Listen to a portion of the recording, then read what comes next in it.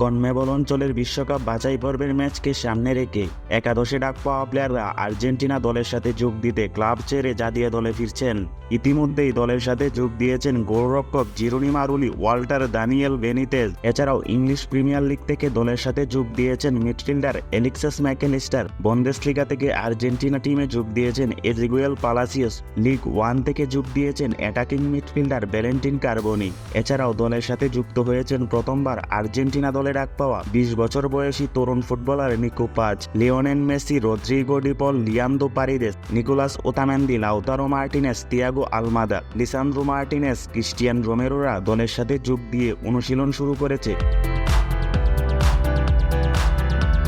যারা ক্লাবের ব্যস্ততার জন্য এখনও টিমের সাথে যুক্ত হতে পারেনি, আর্জেন্টিনার গণমাধ্যম টিওয়াইসি স্পোর্টস জানিয়েছেন খুব শীঘ্রই তারা আর্জেন্টিনা ট্রেনিং সেশনে ফিরবেন। 11 অক্টোবর বৃহস্পতিবার দিবাগত রাতে বাংলাদেশ সময় 3টায় ভেনেজুয়েলার বিপক্ষে মাঠে নামবে 3বারের বিশ্ব চ্যাম্পিয়ন আর্জেন্টিনা। 16 অক্টোবর বাংলাদেশ সময় ভোর 6টায় নিজেদের ঘরের মাঠে বলিভিয়ার মুখোমুখি হবে লিওনেল মেসির আর্জেন্টিনা। বিশ্বকাপ বাছাই পর্বে 8 ম্যাচে 6 জয় 2 হারে 18 পয়েন্ট নিয়ে টেবিলের শীর্ষে অবস্থান আলবিসেলেস্তেদের।